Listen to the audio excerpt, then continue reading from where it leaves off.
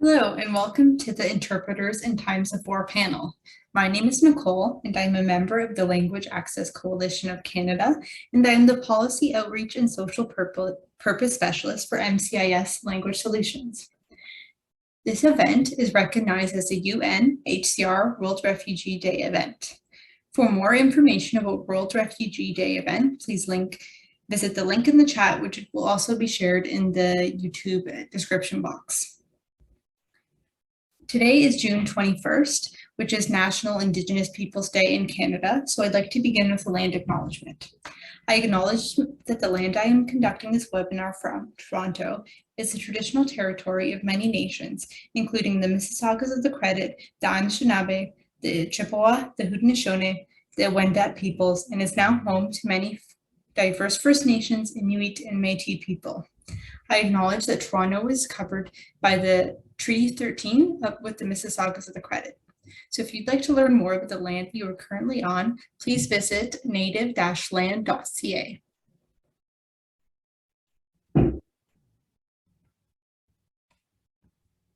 This event is organized by the Language Access Coalition of Canada, or LACC for short. LACC is an informal coalition of language rights advocates, individuals, and organizations who are working together to establish an ongoing language justice policy forum to pursue language equity and justice in Canada. On February 22nd, which is Canadian Language Advocacy Day, LACC organizes a lobbying event and conference to discuss language access issues and celebrate Canada's linguistic diversity. So you can find links to Language Advocacy Day in Twitter in the chat in the description box on YouTube. And this event is kindly sponsored by MCIS Language Solutions. MCIS is a nonprofit that is involved into a model social enterprise and has been relentlessly pursuing its goal to remove language barriers for over 25 years. MCIS provides interpretation and translation for government, legal, and healthcare organizations in over 300 languages, as well as training programs for language professionals. Every year, MCIS invests some of its net income into initiatives that support free services for victims of violence, newcomer populations, and training subsidies for aspiring interpreters and translators. We'd like to provide a bit of background on this topic before we begin today's panel. Throughout history, interpreting in conflict zones has had an important role in securing better outcomes by using the help of communities on the ground to facilitate access to vital information. During times of war, interpreters may be the only direct link for people affected by conflict to have access to essential information and services. This panel today will feature stories of language professionals who have worked in war and crisis situations to discuss challenges they have faced and the importance of staying connected to one another in times of crisis. Some additional background on this topic can be found with Ben Anderson's 2014 documentary, The Afghan Interpreters. If you're watching this recording after the event, we will provide a link to the full documentary in the description box.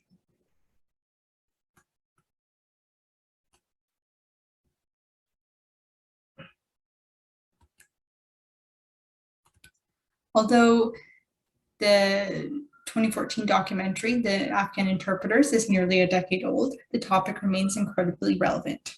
Recently, on June 8th, 2022, the report of the Special Committee on Afghanistan in the House of Commons was released to provide recommendations to the government on its response to the Afghan refugee crisis.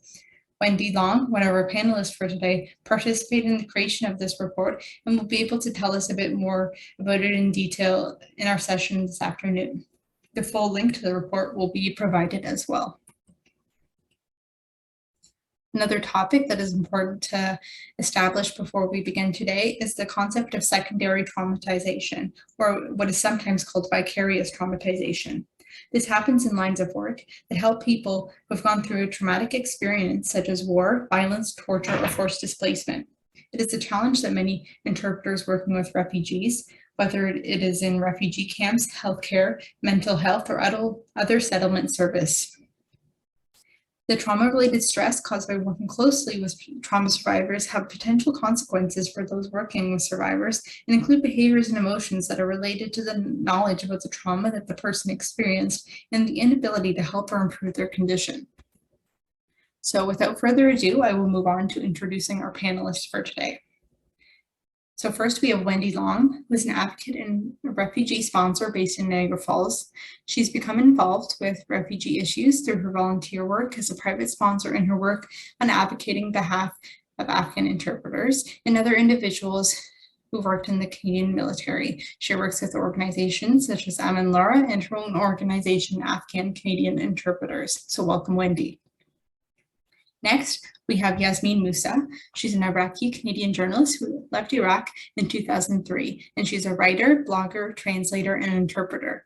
Her commentaries and blog At War feature news from Afghanistan, Pakistan, Iraq, and other conflicts in the post-9/11 era and provide insight and questions about combatants in the fault lines and civilians caught in the middle. Welcome, Yasmine. Our third panelist, Iryina Kosach, could not be here today, unfortunately, because she is ill, and we wish her well. However, we still like to introduce her today. She is an translator and interpreter with over a decade of professional establishments in NATO military organizations and missions. She's accompanied and interpreted for many military bases, both in the field and on business trips across Ukraine. For her work on negotiations and implementation of the technical arrangement between the Ministry of Interior of Ukraine and the Department of National Defence of Canada, she's awarded the Canadian Joint Operation Command Medallion. She's also a teacher, language instructor, and editor. And finally, we have our moderator, Veronica Costea, who is the head of systems development at MCIS Language Solutions. And she's also a certified translator and qualified interpreter. She's a strong believer in language rights and advocates for equal access to critical information and services beyond language barriers as a co-chair of the Global Coalition for Language Rights that MCIS helps co-fund. So welcome to Veronica and our panelists, and I will hand it over to Veronica for our session today. Thank you. Conversation, I believe. And I'm very grateful to be here with Yasmine and Wendy. We hope Iryina feels better soon. We're very sad she wasn't able to make it, but if there is an opportunity to bring and share some of the stories she has shared with me ahead of the panel, I will do so with her consent. She's very, very sorry she wasn't able to attend today. So today's event is meant as an opportunity for us to reflect and maybe learn a little bit about the multiple ways in which interpreters play a crucial role in situations of conflict, both as part of military operations, peacekeeping operations, but also supporting those displaced by conflict and war all along their journeys. Also learn about the personal risks that interpreters are exposed to in the course of conducting this critical work. And that's from the point of view of their physical safety, the safety of their families and loved ones, and also the impact on their mental health and well-being by being exposed to such traumatic and intense situations. And we would like to then move the conversations towards the end, towards exploring what we as members of the language services community, as people whose work is supported by the work of interpreters and just the community at large, can do to support interpreters who do so much to provide this critical access and sometimes sadly risk their lives in service to others. So with that, I'd like to start with my first question for the panelists. And, you know, I suppose many of us know we're here, you know, through our involvement with the Language Access Coalition of Canada and other coalitions that are preoccupied with linguistic justice and supporting this important work that interpreters do. So we know interpreters do critical work in facilitating access to healthcare, social services, justice for newcomers in Canada and many other countries around the world. But perhaps we're not as familiar with the role that interpreters play in situations of armed conflict and their aftermath. So I'll start maybe with Wendy and ask, in your experience, what is the role that interpreters play during periods of conflict.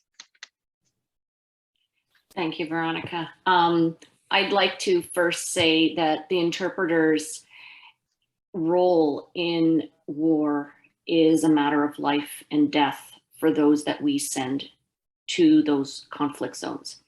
I cannot stress 158 of our Canadian young men and women died in that conflict, and many others came home forever damaged in mentally or physically as well. And that toll would have been so much greater had they not had the help and assistance of the interpreters who were by their side, pointing out dangerous areas, possible ambushes, and negotiating as cultural advisors with shuras and village elders for safe passage, or to communicate possible problems in the areas. So not only were they side by side with our soldiers, but 6 of them also died in that conflict. So they share the risk, but they also were a very critical factor in the safety of the men and women that we choose to send in those conflict zones. Thank you, Wendy. And what specifically is the kind of interpreting work that interpreters do in these situations? Because I'm pretty sure it is very different from what we know to be the settings here, doctors' offices and legal offices and so on. Yes, it's nothing so clean and simple as what is done in Canada. It can get very messy, especially as they are on patrols. They are listening to radio transmissions, trying to intercept Taliban communications, relaying this to the NATO forces. They can also be used in the forms of cultural advisors. And as a cultural advisor, they would be right in the mix of things with a high-ranking officer that would be, conversing with village elders about different security situations or concerns in the village, because you had to keep those relationships open, and you had to have a good relationship with the villages that you are trying to essentially work around and keep safe.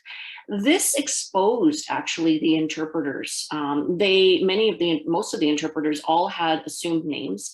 They all wore mostly sunglasses and tried to hide their faces because they did not want their identities known and to be spread in that community that, hey, this person, I think this is so-and-so, and to be hunted down and killed, or that other family members would be hunted and killed. Others worked in offices with generals on a more higher level of interpreting or translating skills. So there was various degrees of interpreters out there, and they all had extremely important roles for the smooth operation of the military operation. Thank you, Wendy, and I hope we can come back to this, but I'd like to also invite Yasmine to share her perspective. Yasmine, you are both a journalist who has covered war around the world, and I know you do a lot of work as an interpreter. So what has been your experience working with those impacted by conflict? First of all, thank you, Veronica, for inviting me. Thank you, MCIS. I would like to swift away from, because I was in Iraq. I left Iraq after the US invasion. So I'm going to give you a glimpse of the importance of the interpreter during that time from a personal point of view. So as I didn't realize I was acting as an interpreter, but one morning, the invasion was only a few weeks old, and I heard a squeak at my driveway. And I went from the upper stair balcony, and I look and I see tanks, US tanks in my small road, and it's an insignificant road in Jadria. So I was astonished, of course. What are they doing there? I mean, and the tiles were breaking because of the weight of the tanks. And also came from my 2-year-old next door neighbor's son. He had bouncy hair, curly hair, and he just heard the noise and he was coming out. And then the soldier saw him and he told him, go back. He's a child, 2 years old. He had his bottle of milk in his hand and he didn't know what.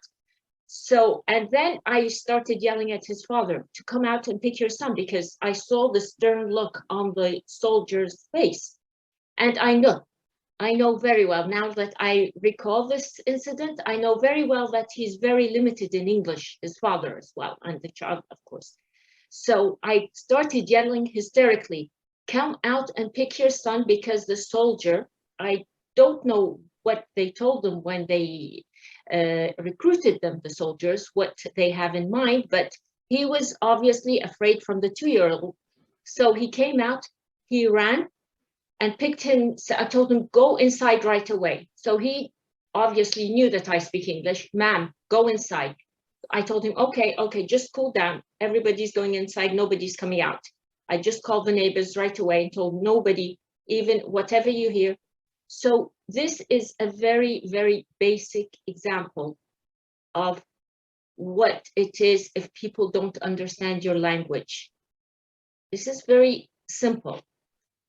And until this day, I mean, he could have shot the child or shot the father. The soldier doesn't know what's going on. Neither do the people know what's going on. But afterwards, it became stop, shoot. People started to know the world, and they integrated into their language. Shoot and stop means danger. So this is, as an interpreter, this was early on, and it kept coming on. So I know that even once you left Iraq and moved to Canada, you actually continued. I'm not sure if you were a professional interpreter before, but you definitely became one in Canada.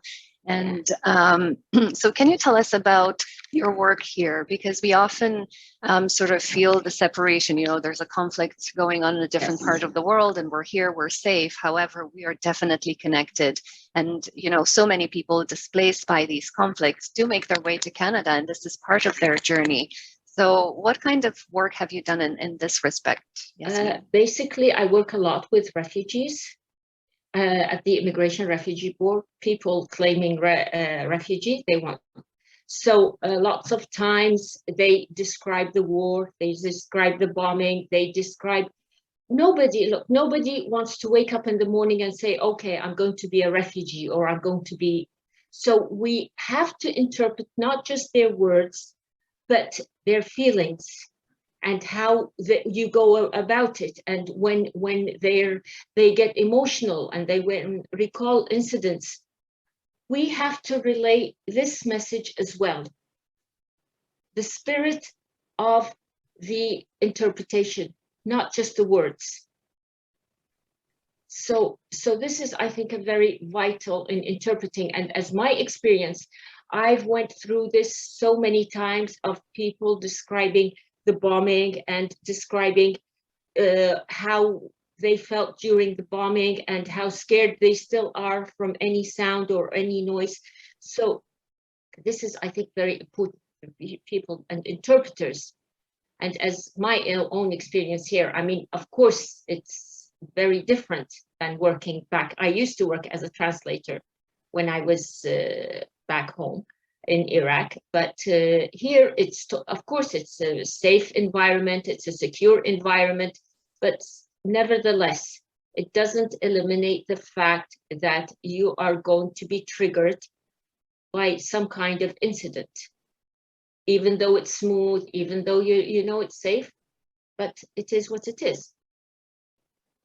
For sure. And so I guess another perspective is, you know, there's interpreters who work during periods of conflict, specifically helping during the military forces during a war. Then there's interpreters who support all the refugees who are displaced as a result of these conflicts. And Irina's perspective, and again, she wasn't able to join us today because she is sick, was somebody who had actually worked with the armed forces preparing Ukraine's national defense. And while her employment ended as a result of the war that broke out, and she has now been in Canada for just over a month, up until early May, she was actually actively involved translating instructions for military equipment and weapons that were being sent to support the Ukrainian defense. So this is yet another layer of sort of the kind of ways in which interpreters' work makes an impact. And similarly, now that she has arrived in Canada, she does a lot of work volunteering to support connecting Ukrainians with host families who are generously offering their homes to help them transition into life in Canada. So Wendy, I know you do a lot of work through your own volunteering and then through these amazing organizations. What prompted you to start this work? I think first of all, my own personal background. Although I'm a first-generation Canadian, my father fled not only one conflict zone but two conflict zones. He lived through the revolution in Egypt.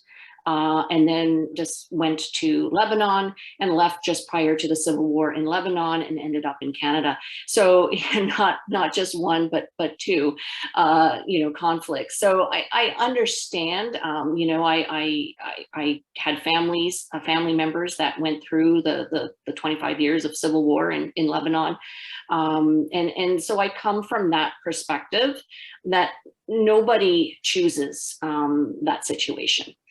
So it has given me an interesting perspective on not only refugees, but on conflict as well. And I think for myself, given that, I come from an immigrant background and I enjoy the multicultural aspect of Canada and how it embraces people from all nations.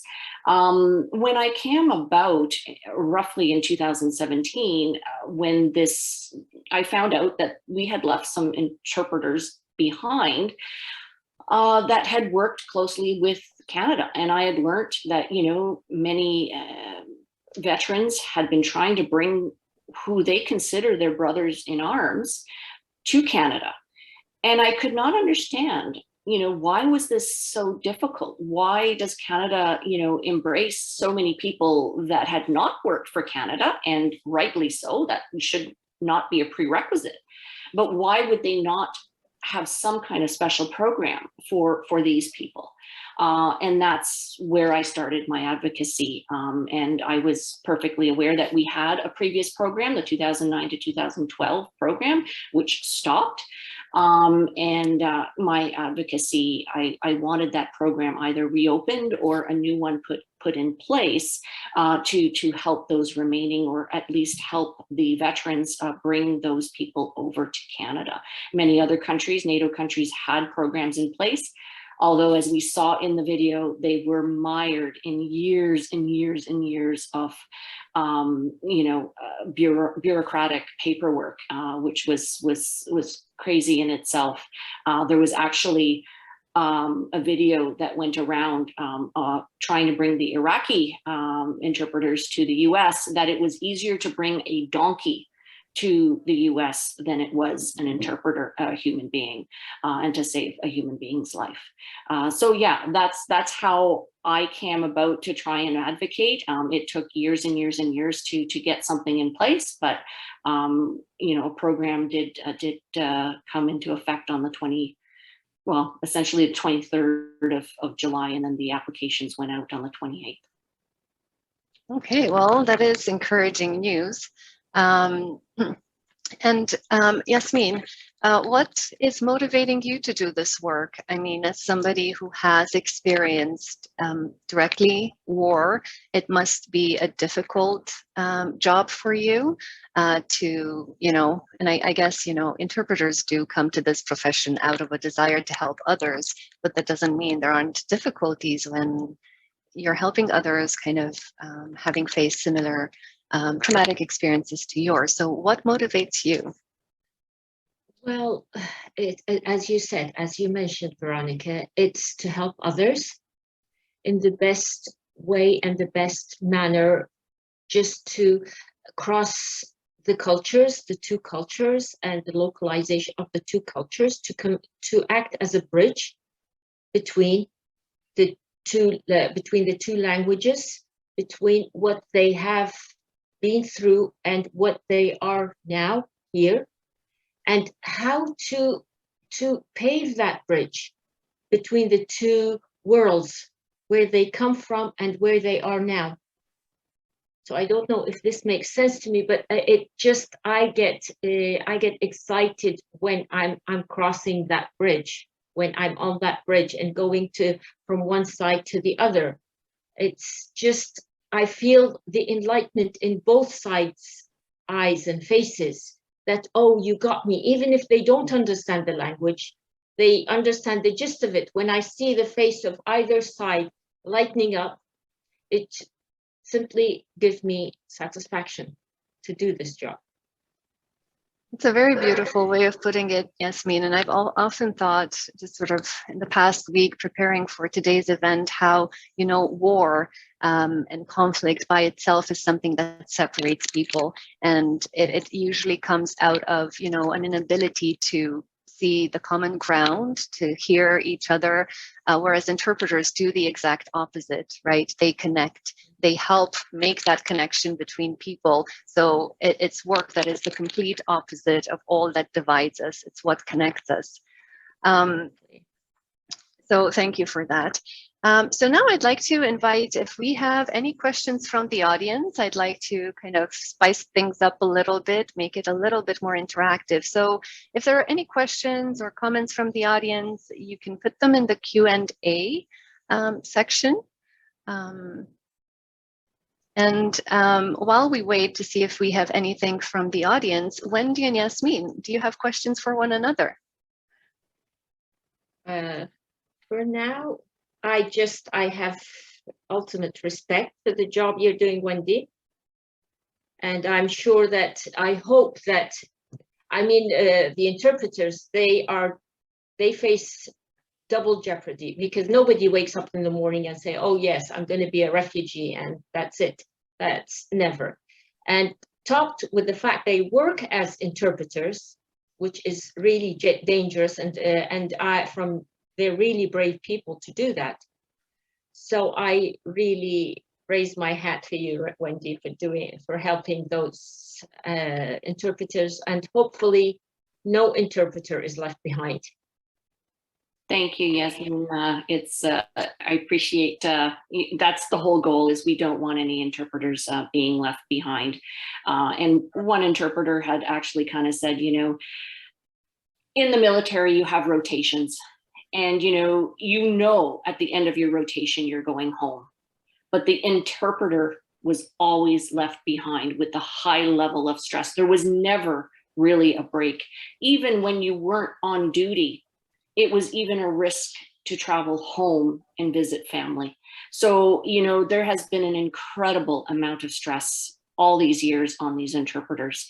I'm hoping that, in Canada, they can finally find a little bit of peace. Hopefully. I know an interpreter, she even used to wear a wig on top of the glasses when she finishes when she's done with her job. She wears a wig and a total camouflage when she leaves the premises and heading back home. This is how scared she was, and she keeps looking over her shoulder if someone is following her, or somebody took notice of from where she left, or what she does, or maybe somebody a slip of a tongue, and she's done. as simple as that.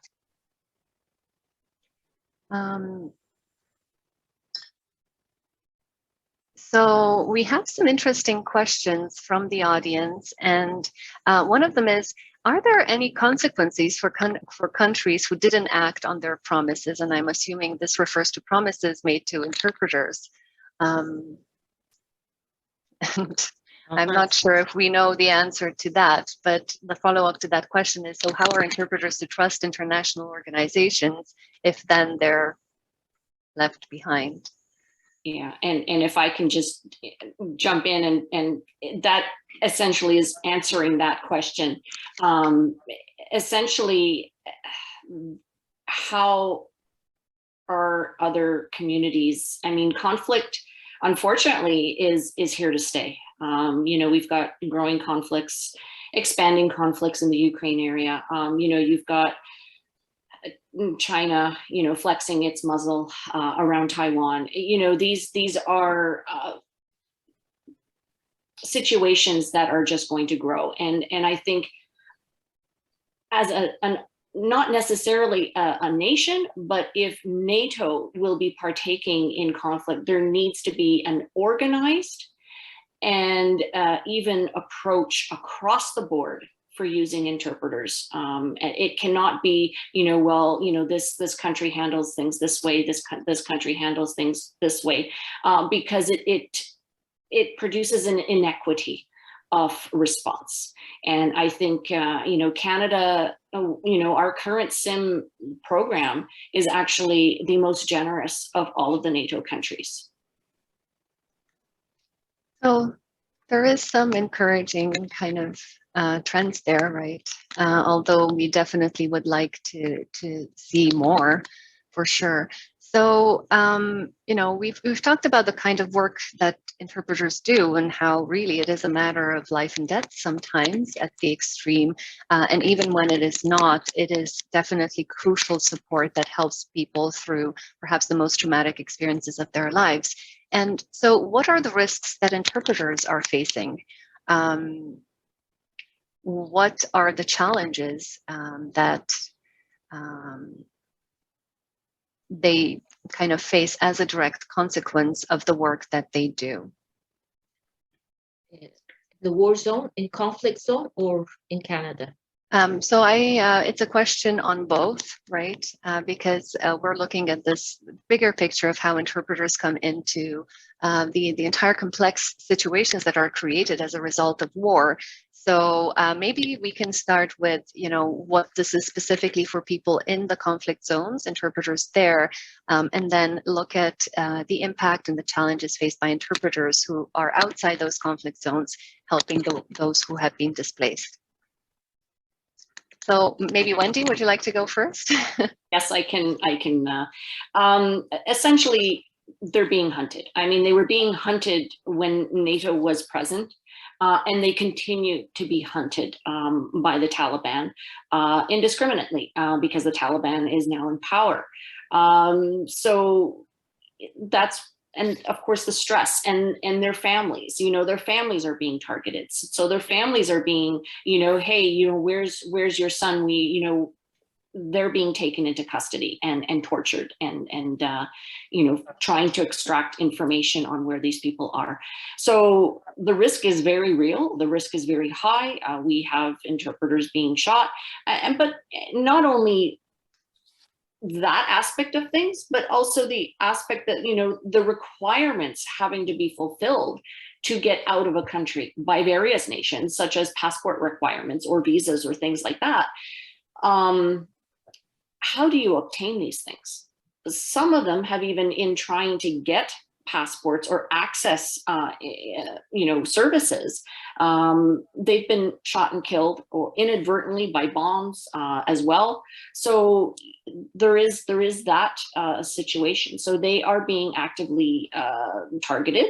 And even interpreters that are already here in Canada that have either just arrived this past year, but unfortunately got separated from some of their other family members because they perhaps did not have the required documentation. Those family members, you know, elderly widowed mothers that got left behind because they didn't have a passport, perhaps, they're being targeted. Where are your sons? You know, oh, well, they're all in Western countries. We want money from you. So extortion is happening. So, you know, you know, even though the interpreters have physically left that conflict zone, they remain at a high level of stress here in Canada, which prevents them from really taking, I guess, a more normal role to integration and becoming, you know, having jobs and moving forward with their lives, because they still have that added stress on their lives that perhaps, you know, other immigrants may not experience. Thank you, Wendy. How about your experience, Yasmine? As an interpreter working in Canada, the challenges may be different, but we do know there's no shortage of challenges. No, I mean, as Wendy said, back there, interpreters face dire, horrible, sometimes fates. I mean, it's lethal. The situation is lethal there with interpreters, in regards to interpreters and their families, if it was revealed that they work for the army, or interpreters, as even civil interpreters.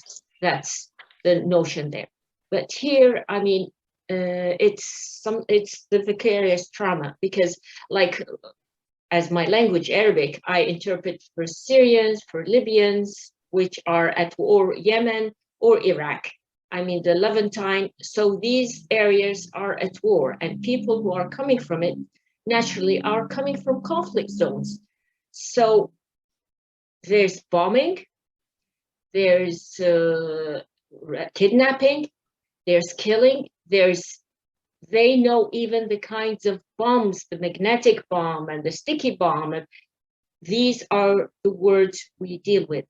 So, for instance, for me, I've been through this and I've experienced this.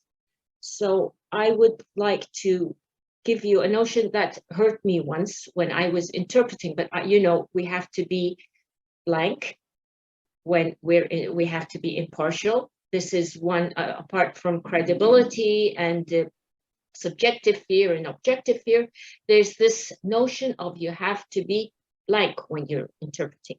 So there was this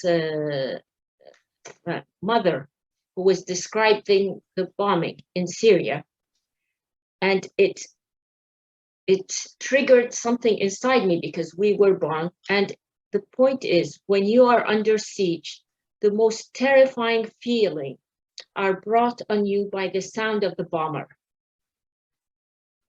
The entire body listens, and the muscles tighten, and breathing stops. So when she was describing in the lines of these feelings what she was going through, as if it was me in her place. I mean, but still, nevertheless, I have to be composed and I have to interpret every single word as is. So this is kind of challenging. It's not an easy, it's not a very hard, it's not like we're in conflict. No, I know we're safe. I know that we have the luxury of being safe, and we have everything we need, the basics, from water and access to clean water and access to electricity and no power cuts. But nevertheless, we interpreters as immigrants and as refugees, we may leave everything behind. The only thing that comes with us is our memories and our minds. So this we cannot relent. It's unrelenting. So yeah, it is. It's not an easy job sometimes, but most of the time it's a nice job. I enjoy it.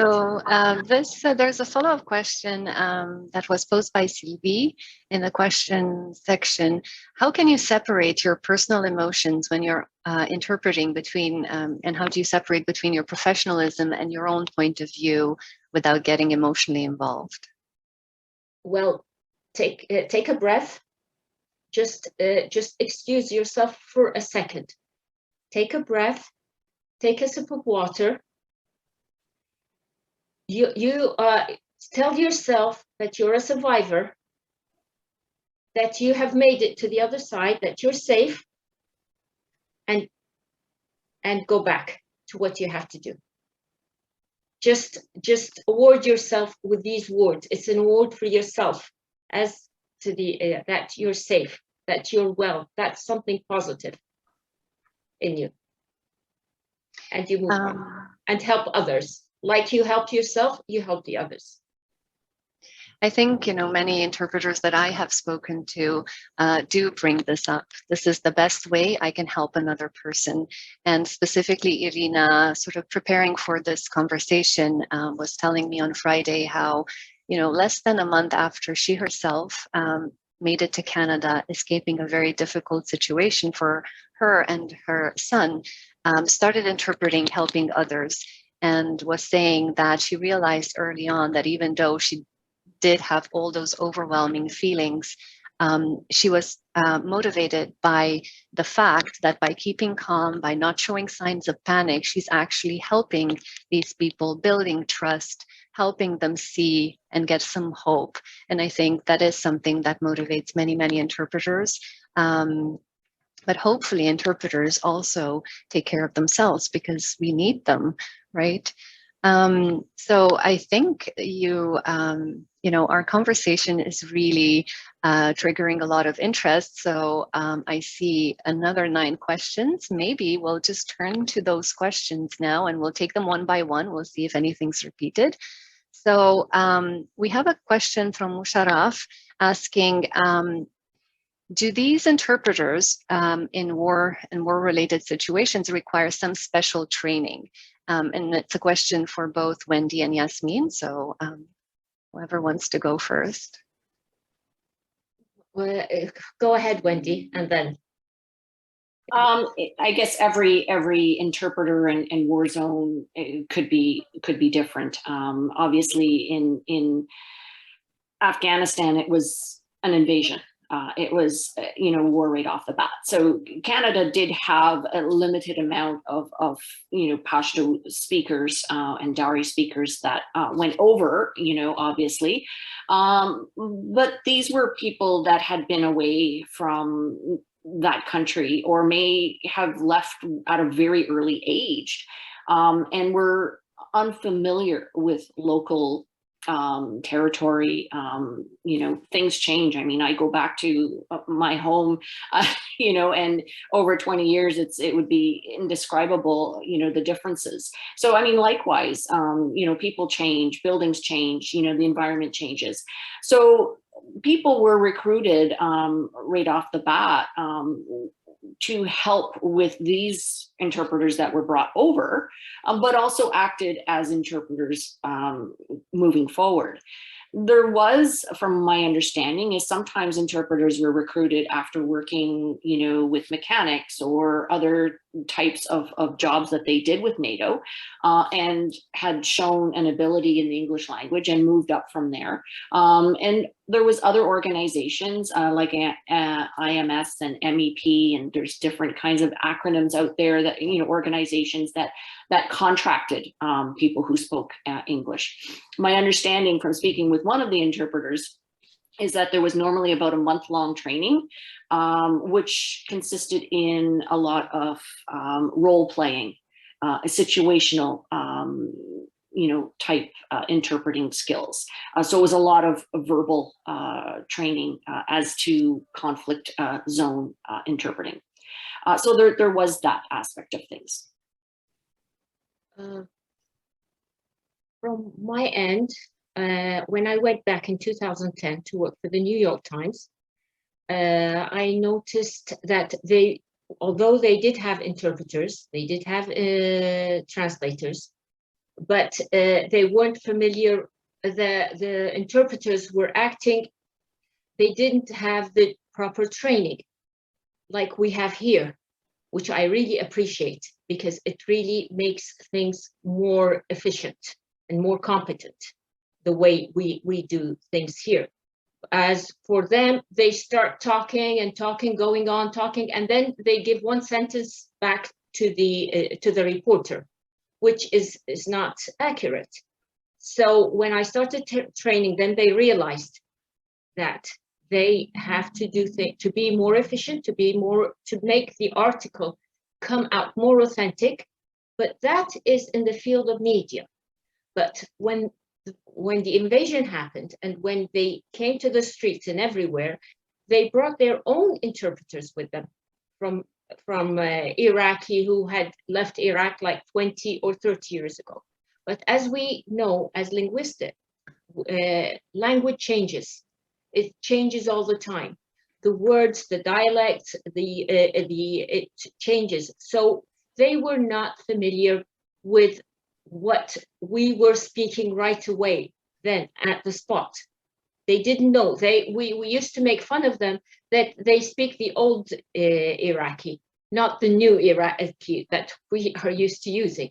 So they have to be, as you said, Wendy, at the time NATO brought their interpreters who had left, but they're not familiar with the day in, day out dialect, which I think is also important. So for special training, as the first question in the first place, yes, they need proper training, but how do you attain it?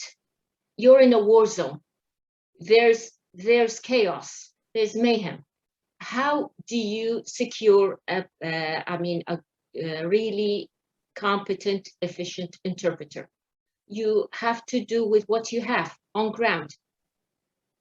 Just with this simple tools, whatever kind of interpreter who can just speak the few words, maybe sometimes it's better than nothing. Thank you so much. The questions just keep coming, and there's a lot of interest in this topic of training, for sure. So I'll pick this one question from Aurelia, who is with the Glandon School of Translation at York University. She says, thank you for this interesting and important talk. I have a quick question about training of interpreters and translators. What advice would you give to those who teach? What should be taken into consideration to help students understand what to do or not to do in a situation of war and conflict, or I suppose if they had to then interpret or translate in such a context? Wendy, would you like to go? I think it's a very different way. You don't have time to train in a war zone. And especially, I mean, from my information from Afghanistan, even 5 years prior, I mean, it was Taliban control. There were no English classes. They did not encourage people to, explore the English language or anything westernized. So I think, and there is a very big difference between translating and interpreting. And in a war context, the interpreting becomes very important in that actual conflict moment when you are embedded with troops and are essentially in charge of their safety to a certain extent. Just stressing to them that it is very important to be as precise as possible in relaying the information to those in charge. Yasmine, anything you'd like to add? Well, yeah, I think they should be, I mean, language is, maybe they can do with the language, but more important than language and words is the culture. They have to be familiar with the culture.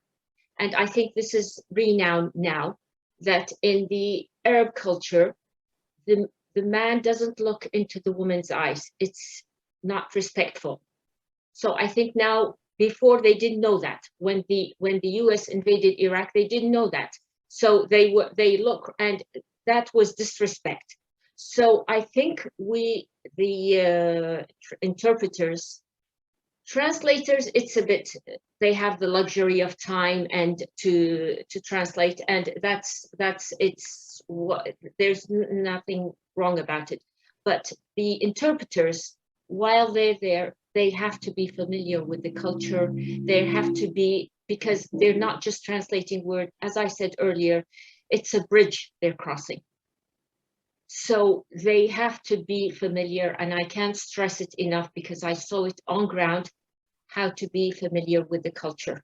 Because one move can entail respect while the other cannot.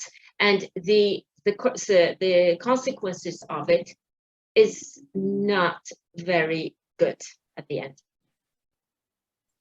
For sure. So just be, I mean, yes, apart from words and apart from, you know, being comprehensive and being, I mean, yes, you have to be comprehensive to both sides. But what can you do if you don't have an interpreter that's very fluent in the other language? It's in an ideal world, yes, we want that. But it's a war zone. It can be the furthest from ideal as it can be. So just be familiar with tips of culture. I think that that's more important than the language itself. One element that Iryina brought up, talking about the training she had received working with Canadian and American at the Canadian American Armed Forces as part of NATO operation, was that she did receive extensive training as an interpreter, particularly around physical safety. But in light of everything that has happened, you know, to Ukraine, and it would have been actually beneficial to receive some sort of training on how to handle the emotional aspect of this, and sort of how how to handle yourself in an assignment when interpreting if you do find yourself triggered. Because of course, we do need to stay professional at all times. We're told to be objective, impartial, but then as interpreters, of course, we're all human. So that is another element that we are hearing more and more is important. And some other questions, and this is on the one hand great news because our audience is extremely engaged with the topic, so I'm happy to see this interest, but I'm also seeing that we may not get to all the questions. So I'm trying to maybe combine, and there is an interest in knowing what is it that we can do to support interpreters. And, you know, I guess as history plays out around us, and I don't want to speak for others, but I definitely often feel so powerless to influence, any of these global events, but their consequences play out locally in so many, many ways. And, the risk of conflict around the world is mounting. For the first time in history, according to UNHCR, over 100 million people have been displaced due to conflict, persecution, human rights violations, and violence. And the numbers are sadly projected to increase as a result of ongoing armed conflict, also the climate crisis. So, the need for interpreters will continue to grow. Interpreters will continue to play a crucial role in supporting those whose lives are upended by these events. So what can we, the language services community, other translators, interpreters, as well as the larger community of professionals whose work is supported by interpreters, do to support the important work that interpreters do? And we had specifically a question from Christine from Ottawa Legal Language Access, asking how can agency staff support interpreters who have experienced these hardships? Interpreters are independent contractors and can sometimes feel alone.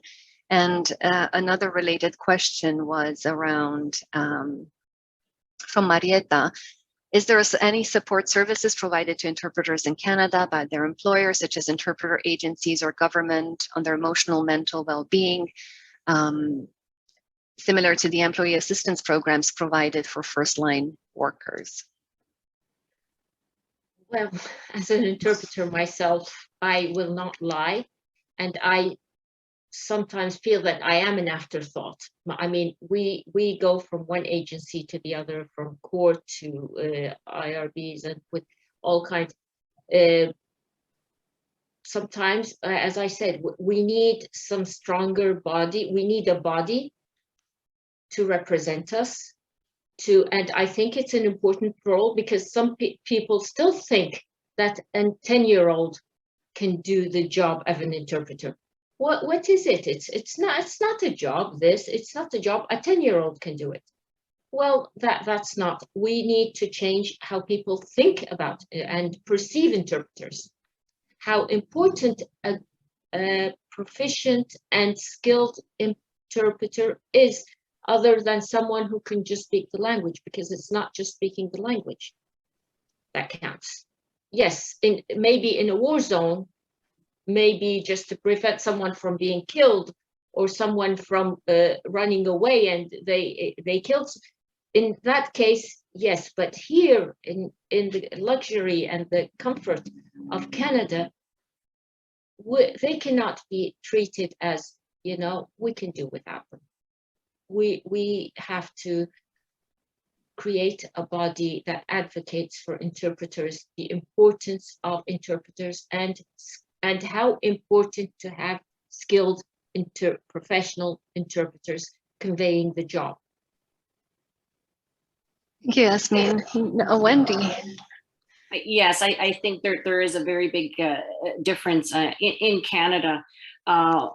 We are a multicultural country, and as a multicultural country with lots of bureaucracy, lots of rules and regulations, interpreters play an integral role in communicating those effectively to newcomers. So there needs to be, I guess, maybe better structure, but also assistance for these people that are representing newcomers to integrate more effectively in this country, or even access any of the services here in Canada.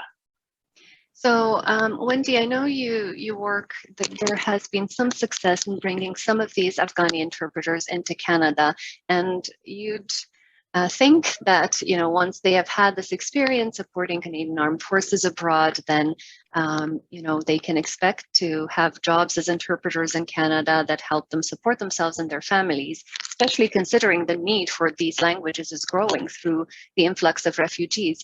What is it like for interpreters who do make it to Canada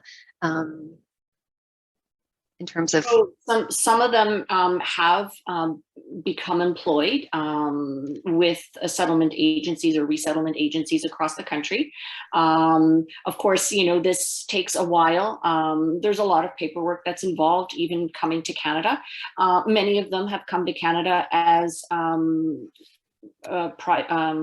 permanent residents. So they do have their confirmation of permanent residence. They need their social insurance numbers. They need bank accounts. There is a whole process of things that need to be done. But not only that, they also need to think of their families. They cannot be jumping into a job right away and having all of, you know, those things, you know, related to job wise, and those added stresses when they are also trying to enlist their children in school, get their children settled, get their wives and sometimes parents, if they travel together, enlisted in a language training, and even just being able to navigate where they live. So I think, you know, a certain level of understanding has to be put in place by the community and Canada at large, that these people are in fact coming from a conflict zone. Some of them arrived, especially the ones that arrived towards the end of August, with a lot of physical injuries. Many of the Afghans did. We had many elderly people that were beaten, and they had infections from the sewage water and the canal water. You know, we had actually a family of the interpreter found out that his uncle and his cousin were killed in the bombing at Barron Gate. We have a lot of trauma that these people are dealing with, and that needs to be acknowledged as well. Sure. Thank you, Wendy. And I know that, you know, again, a message from Iryina, who has recently come to Canada from Ukraine, and want to ask, you know, how do you feel that you could be better supported as an interpreter, in addition to that emotional support and just sort of learning how to deal with these very charged situations? The one suggestion she had made is that, you know, you come here after working for 10 years with the Canadian government, with advanced university degrees in translation interpreting at a time when the demand for Ukrainian Russian translation interpreting is growing, and she is facing tremendous difficulties in getting these credentials. sort of recognized in Canada. So I'm hoping that perhaps in our audience, we do have representatives from ATIO and CTTIC, because frankly, you know, right now for a translator who comes here, by all means, with a tremendous experience and all the right skills and expertise, it might take up to 2 years to become certified as a translator. And so perhaps this is another way that we can support people, is by removing some of those bureaucratic barriers and perhaps find some fast tracks. Because just as, you know, people are coming in and require these jobs and are qualified for them, there's also a tremendous need for their services, right? So I think we're sort of nearing the end of our conversation, and it's clear at this point that we will not get to all the questions live. So perhaps Yasmine and Wendy, you might be available. We could work on sharing some answers even after the panel. But I think maybe we have time for 1 or 2 more questions. So I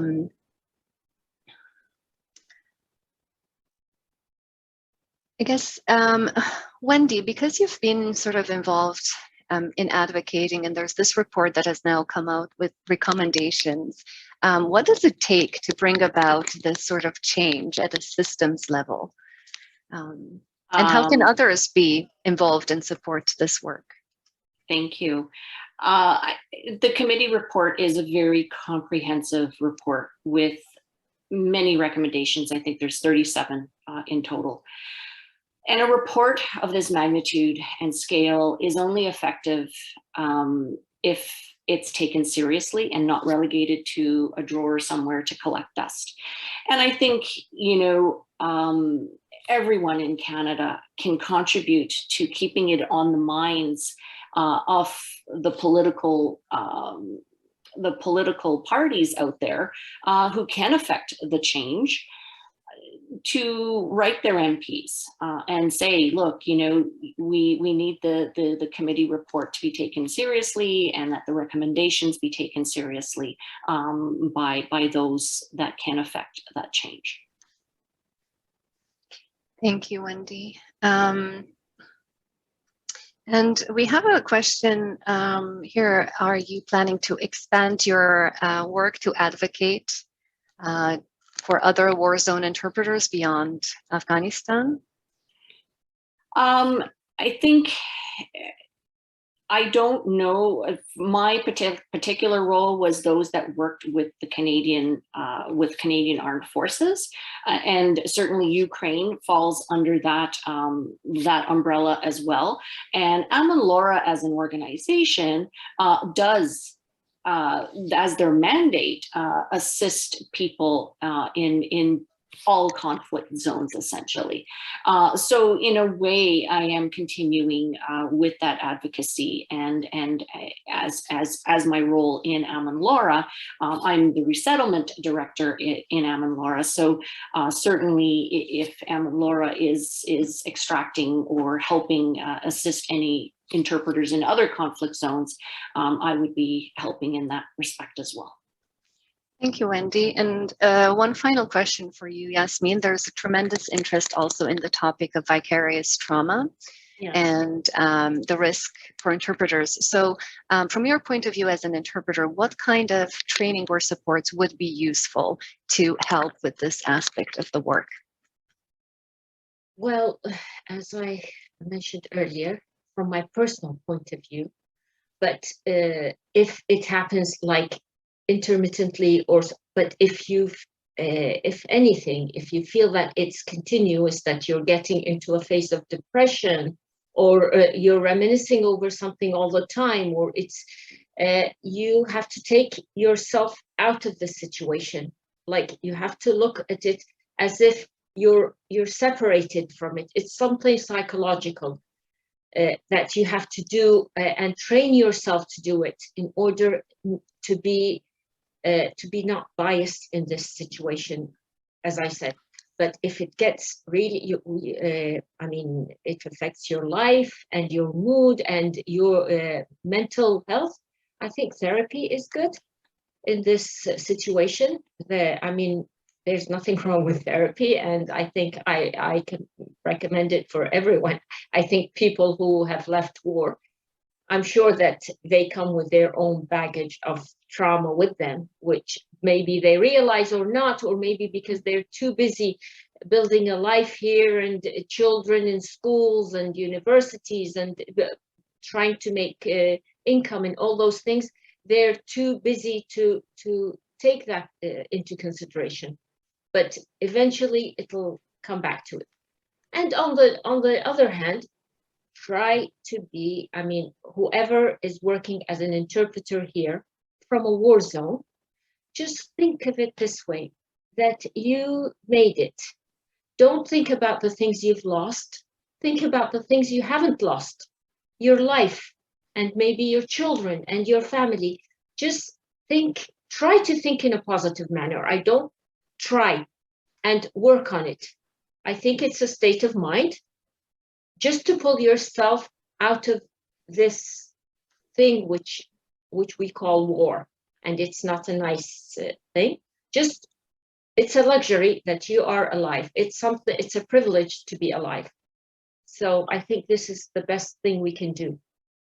Help ourselves and help others in this situation. And as much as we help others, like the article, I don't know if you read it, Veronica, or not, on the Globe and Mail, that when you help others, you help yourself.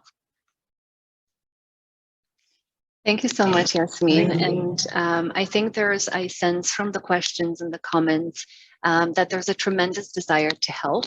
And I do absolutely believe that, you know, each and every one of us may not be able to do much on our own, but together we can be so incredibly strong, you know, helping those around us and even bringing about systemic change through our advocacy work. So sadly, this is all the time we've had for this conversation. And I hope that the conversation can continue. I'm sure we'll be sharing, you know, we'll share the recording, and there will be an opportunity to engage through the work the Language Access Coalition of Canada is doing. And I'm sorry for everyone whose question we didn't get to. We'll try to answer them after the event. So thank you so much, Wendy and Yasmine. This has been wonderful, and we really, really appreciate your insights and, you know, your generosity in sharing all these stories and helping us understand this issue in more depth. And so before we would like to really end this panel, and this is what we will be spending the last few minutes on, is showing some of the initiatives, some of the things that are being done by, you know, different parties, specifically by us at MCIS, in terms of the supporting interpreters, and then also make some suggestions about how you and the audience, some ways in which you could get involved. And there were quite a few questions about that in the chat. So I was very happy to see this. But what I'm very, very excited about is that and we have discussed the need for training. So we will be launching a book later this month. It is a training manual called Healing Voices, Interpreting for Survivors of Torture, War Trauma, and Sexual Violence. So this is a manual that was originally created for a US audience. But over the past few years, we have worked with a wonderful team of authors to adapt this manual, make it suitable for an international audience, and equip interpreters working in these situations anywhere around the world with the skills they need to bring this trauma-informed approach when they interpret for people who've gone through very difficult situations, while also giving them the tools and techniques to look after themselves and their own well-being. And we're very, very honored to have with us today Marjorie Bancroft, who is, hello Marjorie, who is the lead author of this manual. It has been such a pleasure working with Marjorie. I have learned so much from her. And so I'll let Marjorie give us a few words, but first, a few words about Marjorie herself. She is the founder and former director of cross-cultural communications in Maryland. which is a company she ran for 21 years and is the only US national training agency for community and medical interpreting, both in person and online. Marjorie has authored dozens of publications, including interpreting textbooks, workbooks, and trainer guides sold to 30 countries in all 50 US states. And she's a past board member of the US National Council on Interpreting in Healthcare, sat on several national and international committees, and was the world project leader for an ISO international standard on interpreting. But I know that a special area of interest for Marjorie is trauma-informed interpreting. And as the founder of the Voice of Love project, she has spent almost a decade supporting training and resources for refugee interpreting. So thank you so much for being with us, Marjorie. And please tell us a little bit about the journey that led to us sort of being able to publish this book, which, by the way, my colleagues will put a link in the chat and will be available for download for free by anyone starting next week, hopefully. Marjorie, I think you're on mute. Thank you. I did not see that. Thank you, MCIS. Thank you, Veronica, not just only for the publication, but doing this event to launch it for World Refugee Day, which is so absolutely perfect in honor of World Refugee Day. And I'm so excited to hear about the interest in training of interpreters for refugees. I know the focus has been throughout this presentation on the conflict zone interpreting, and I'm going to shift that talk now to this project about interpreting for the survivors of torture, war, trauma, the kind of and sexual violence, the worst experiences on earth. Refugee interpreter training here. By here, I mean both Canada and the US, but anywhere that refugees come. And Veronica was talking about how do you handle the emotional aspect? What about if you are triggered? Because so often it's refugees interpreting for other refugees, but even if you have any trauma in your background, and that's, yes, a lot of vicarious trauma. How do you support interpreters? Well, it's hard to support training over there in conflict zones, but at least here, there is an answer. So how did I get involved with this? It wasn't my intention. I'm not a refugee or a refugee interpreter, but I was volunteering for 6 years at a torture and trauma center in Washington, DC and Baltimore. And I found out they were having untrained volunteer interpreters interpreting for refugees and asylum seekers who've just been through really terrible things. I said, oh my gosh, I got a national aid training agency, send them for free to all our trainings, our foundation training, continuing education, and I will give a one-day workshop. Well, at that point, and this is going back to 2009, I could answer any question in my sleep, I thought, that interpreters gave. And here's how the whole project started very quickly. One interpreter, can you hear me? I'm sorry. One interpreter put up her hand during the training, and she was very, very, very soft-spoken and gentle young woman from Africa, I think Kinyarwanda interpreter. And she said, so Marjorie, what do you do when the client is crying? This is therapy she was talking about. What do you do when the client is crying and the therapist is crying and you're crying? And all I could do, I who thought I could answer any question from an interpreter in training, was say, that's a really good question. And then I went back to the executive director and experts in my field, and I said, listen, if I don't know the answer, then I looked and looked, there just wasn't training at that time in 2009. So that's how the whole project got started, this beautiful project that ended up under the umbrella of MCIS, began with a bunch of untrained volunteer refugee interpreter trainers. In other words, I rustled up friends in the field, and suddenly the two first ones I asked immediately volunteered, and they were national specialists. So I thought, well, maybe this is doable. And the next thing I knew, I had over 100 volunteers across the country. And these were, some of them really national big names in the field, both of clinicians who specialized in providing services, therapy especially, to torture survivors, and legal services as well, and refugees in general. And also on the interpreting side, national names, like 3 authors who had helped create the National Code of Ethics and National Standards of Practice for healthcare interpreters, but also just lots of interpreters, legal, medical, community, social services. And so, and teachers and educators and trainers and curriculum developers, all kinds of people just volunteered. So this was really touching. And then somebody said, well, we need to do needs assessment. So we did 2 national surveys and 15 focus groups across the country with therapists and medical service providers and interpreters and survivors, refugees and asylum seekers.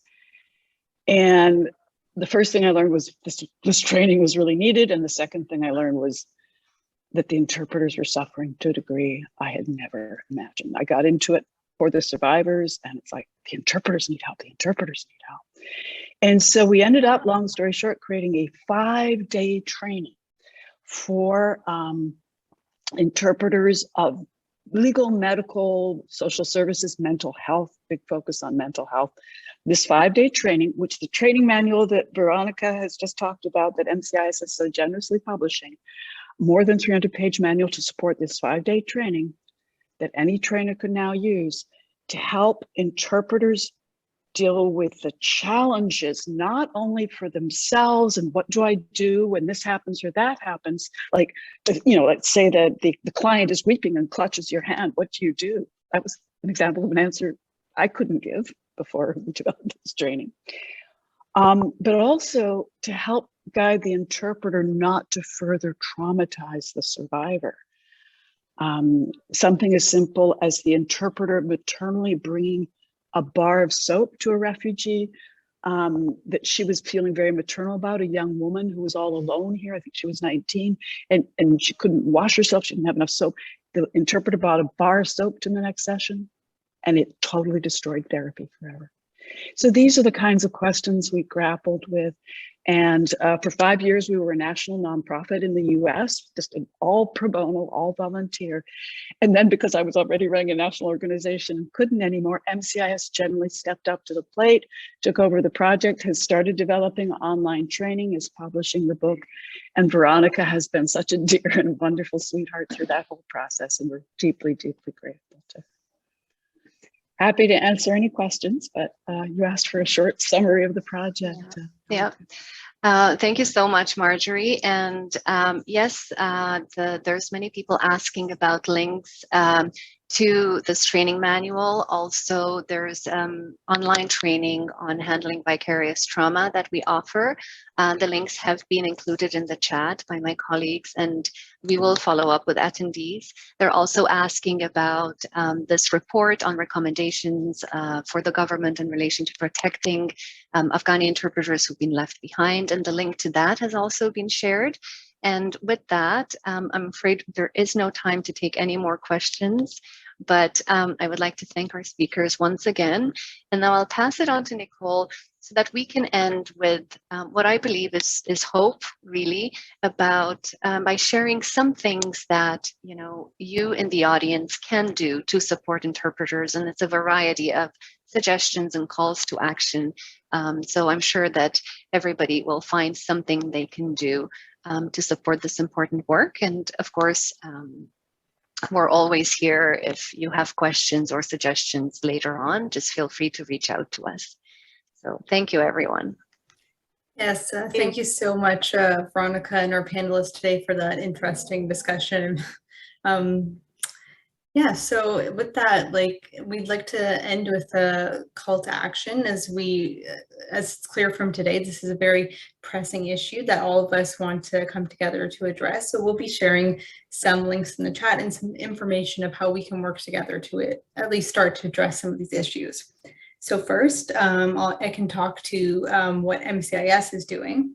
So first, in response to recent crises that are happening in Ukraine and Afghanistan, MCIS has established a free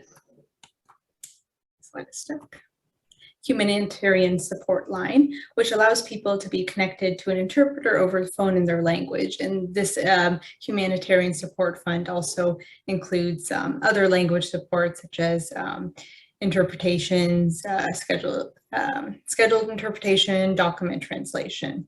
And additionally, we will be establishing in July a cohort of Afghan interpreters to undergo interpreter training. So this will include for them to take their ILSAT test to get interpreter certification, and this will support them in building their skills and finding employment as newcomers in Canada.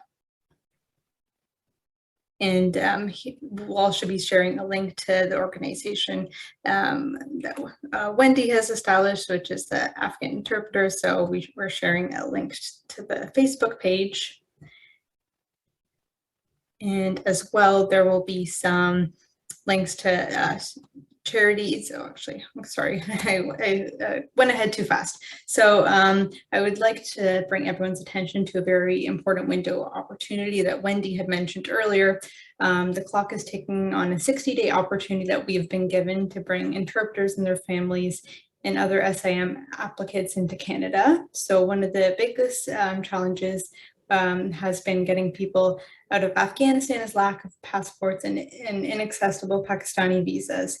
So with the announcement that we're linking in the chat, it'll be one of the first links. NATO nations, including Canada, have the opportunity to bring as many undocumented applicants as possible. So we need to ensure that we can facilitate these applicants as much as possible. And in order to facilitate adequately the safe passage, the push is on for donation. So time is limited, and we have a 60-day window, which is August 10th. So we've shared the link to this announcement and places you can donate, and as well there is a call for you to write to your MPP, so or your MP. So find your local MP or the Minister of Sean Fraser's.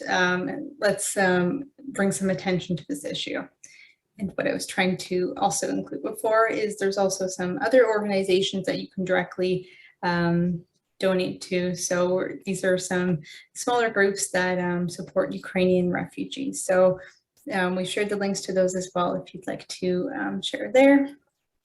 And another way as well, as we've mentioned, is explore free training resources, which should be available soon to learn a bit more about secondary vicarious trauma, how identity factors relate to stress and how they affect work, and just learn a bit more about interpretation, how important and often difficult of a job it is.